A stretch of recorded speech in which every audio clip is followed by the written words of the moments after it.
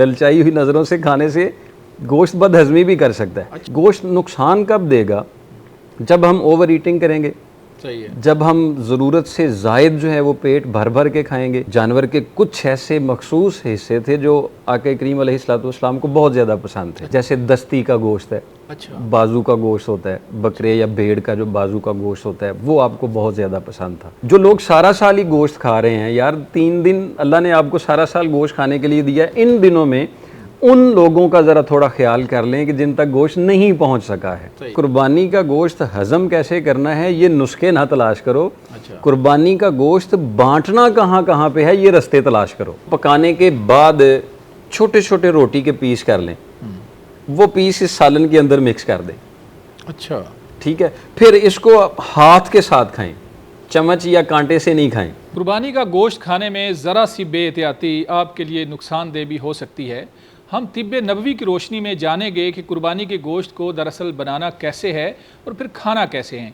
हमारे साथ मौजूद हैं हकीम मुजम्मल हुसैन आरिफ, उनसे गुफ्तगू करते हैं। अच्छा बताइएगा कि कुर्बानी का जो गोश्त है ये हुजूर नबी पाक सल्लल्लाहु अलैहि वसल्लम कैसे तैयार फरमाते और फिर खाते कैसे थे? रसूल अकरम सल्लल्लाहु अलैहि वसल्लम नूरे मुजस्सम, आप गोश्त को बड़े महदूद मिकदार में खाते थे। अच्छा, मतलब बहुत ज़्यादा पेट भर के नहीं खाया करते थे। गोश्त आपको बहुत पसंद था। अच्छा, लेकिन जब भी गोश्त आप तनावल फरमाते तो जो मुख्तलिफ़ रवायात में उलमा ने बड़ी अच्छी हमारी इस्लाह फरमाई हुई है, आप किसी सब्ज़ी के अंदर मिक्स करके गोश्त खाते। अच्छा, गोश्त को अकेले गोश्त को नहीं खाना, किसी चीज़ में खा सकते हैं, अकेला गोश्त खा सकते हैं, उसमें कोई ममानत नहीं है।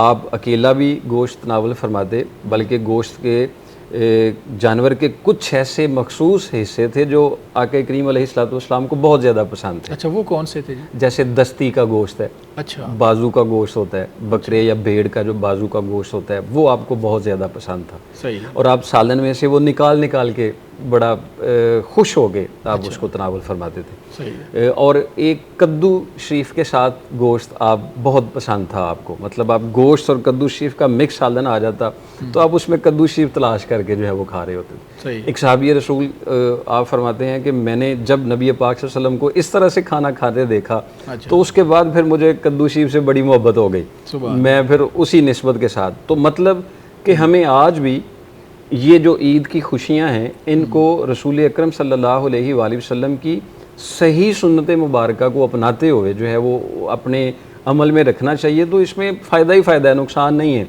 गोश्त नुकसान कब देगा? जब हम ओवर ईटिंग करेंगे, सही है, जब हम ज़रूरत से ज़ायद जो है वो पेट भर भर के खाएंगे। दूसरा, अक्सर ऐसा होता है कि हमारा पेट भर जाता है लेकिन आंखें नहीं भरती।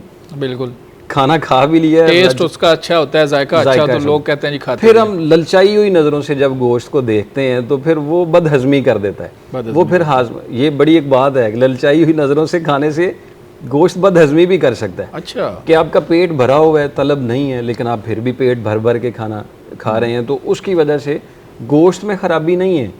हाँ, चंद एहतियात ऐसी हैं जो हमें ईद के दिनों में करनी चाहिए।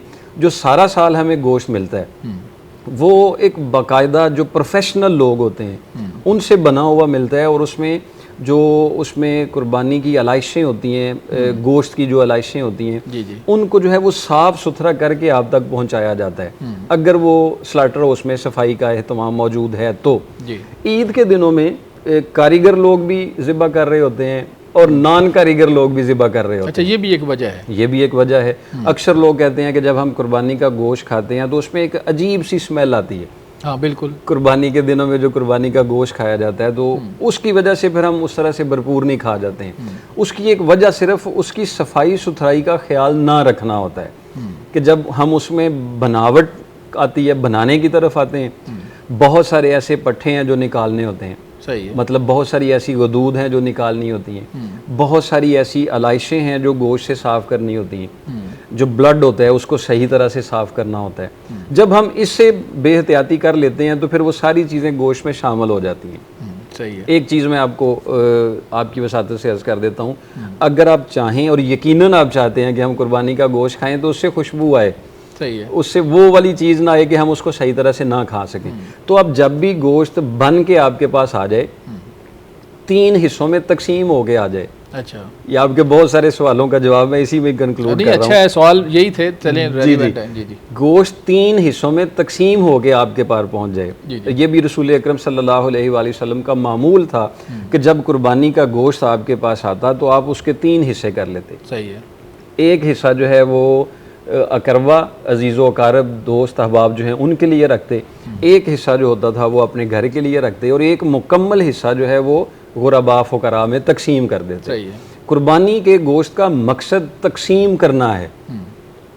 जो लोग सारा साल ही गोश्त खा रहे हैं, यार 3 दिन अल्लाह ने आपको सारा साल गोश्त खाने के लिए दिया है, इन दिनों में उन लोगों का ज़रा थोड़ा ख्याल कर लें कि जिन तक गोश्त नहीं पहुंच सका है। सही है। मैं 1-2 जगह पे अर्ज़ की कि कुर्बानी का गोश्त हज़म कैसे करना है, ये नुस्खे ना तलाश करो। अच्छा, कुर्बानी का गोश्त बांटना कहाँ कहाँ पे है, ये रास्ते तलाश करो। हाँ बिल्कुल, ये बड़ी बात आपने की है कि ये इसको तकसीम की तरफ लेकर आए ताकि वो असल जो नेकी है वो ज़ाया ना हो सके। कुर्बानी का मतलब कुर्बानी है, आप कुछ कुर्बान करें।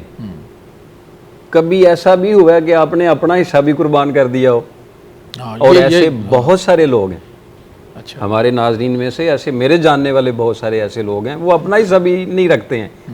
तो ऐसे दिल बड़े वाले लोग मौजूद हैं और ऐसा होना चाहिए।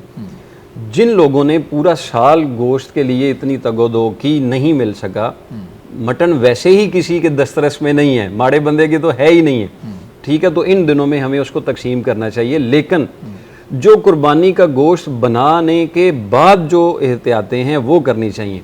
आपके गोश्त से उस तरह की हमक ना आए, उसका एक तरीकाकार ये है, गोश्त बन के 3 हिस्सों में तकसीम होके आपका अपना हिस्सा आपके पास आ जाए। फिर बात एक याद आ गई मेरी। अच्छा, अक्सर औकात हम क्या करते हैं, जब गोश्त बनाते हैं तो उसका गोश्त नहीं बनाते हैं। अच्छा, सीना अपने हिस्से में, दस्ती अपने हिस्से में, अच्छा, जो अच्छा, अच्छा गोश्त है वो सारा अपने हिस्से में, तो जो बाकी वाली चीज़ें हैं वो बांट देते हैं। तो ऐसा नहीं करना चाहिए। इनको एक ही मेयार में रख के आप उसका गोश्त बनाएं, जिसको पास जितना जाए वो उसकी किस्मत है, उसको जाना चाहिए।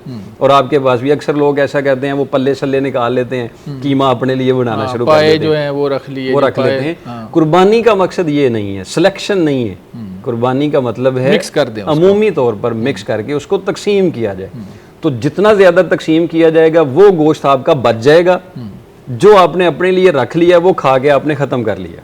अच्छा, खाने से मैं अर्ज़ करूं, प्रोग्राम का हमारे पास टाइम भी कम है, कि बदहज़मी से कैसे बचना है हकीम साहब, ये बताएं। ये सबसे बड़ा मसला जो कुर्बानी पे है ना, बदहज़मी।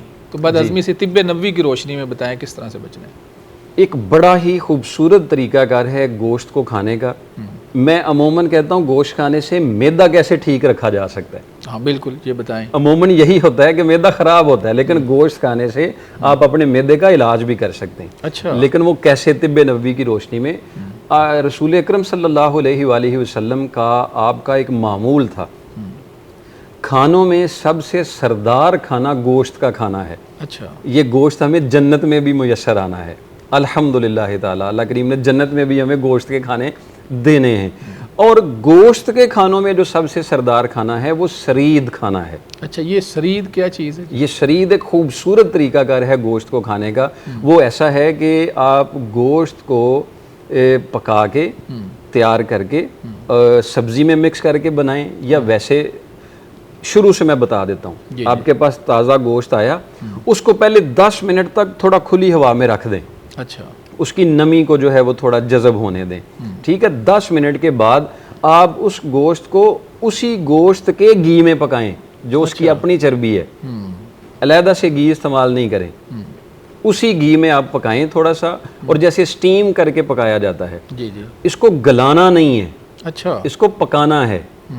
गोश्त गल जाएगा तो वो उसके रेशे भी सारे मलाई बन जाएंगे, वो गोश्त आपको फ़ायदा नहीं देगा। अच्छा, गोश्त पका होगा तो उसके रेशे कायम होंगे लेकिन नरम होगा।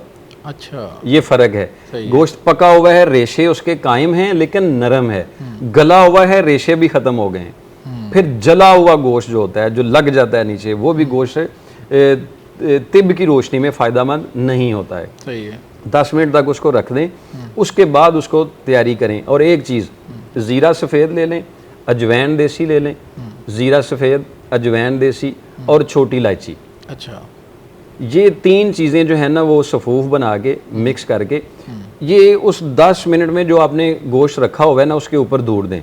अच्छा, ठीक है, ये एक सफूफ उसके ऊपर दूड़ के रख दें और उसके बाद इसको पकाने की तरफ लेके चले दें। फिर जब आप इसको पकाएंगे तो पकाने के बाद छोटे छोटे रोटी के पीस कर लें, वो पीस इस सालन के अंदर मिक्स कर दें।